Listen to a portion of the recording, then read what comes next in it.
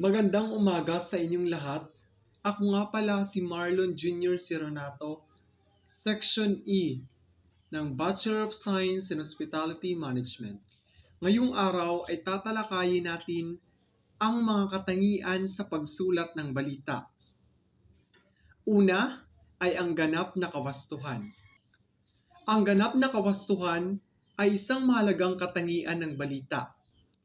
Dito, dapat ang impormasyong iyong ibabahagi ay tumpak, totoo at nakabase sa aktwal na pangyayari. Sa madaling salita, ang balita ay dapat walang mali, walang bawas, at ang panghuli ay dapat walang dagdag.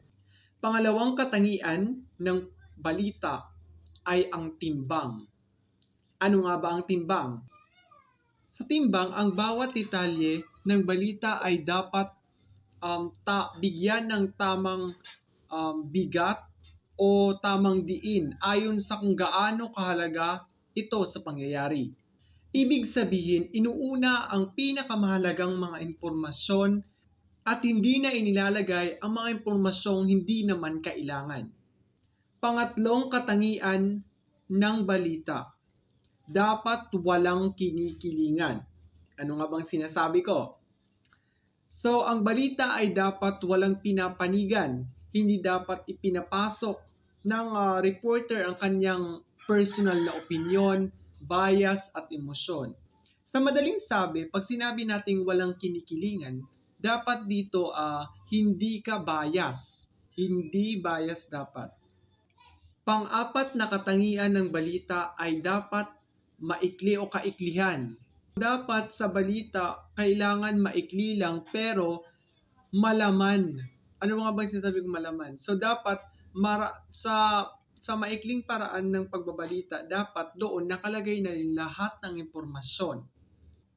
Dapat hindi paligoy-ligoy yung mga impormasyong iyong ibibigay sapagkat kung paligoy-ligoy ang ibibigay ay makakalito lamang ito sa mga mambabasa.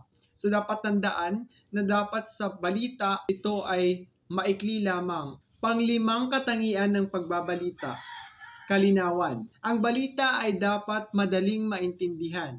Malinaw ang pagkakasulat, tamang pagkakasunod-sunod at hindi komplikado ang mga salita. Kaya dapat organisado, dapat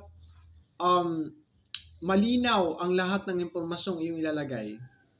At panghuli, sa mga katangian ng pagbalita ay kasariwaan.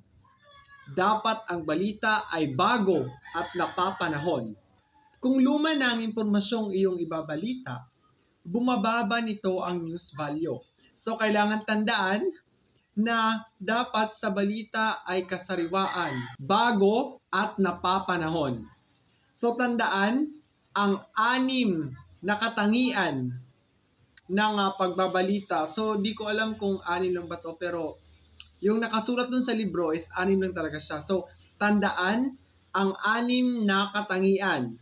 Unang katangian, dapat ganap na kawastuhan.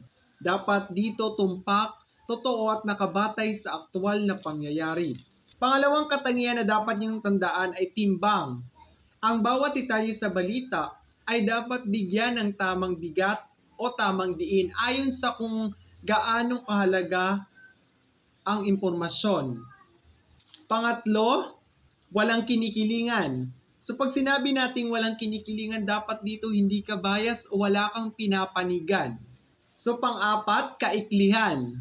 Pag sinabi nating kaiklihan, dapat maikli lang yung balitang iyong ibabahagi. Pero doon sa maikling balitang iyon, dapat ito ay ito ay malaman o andoon na lahat kahit maikli lang pero andoon na lahat ng impormasyon.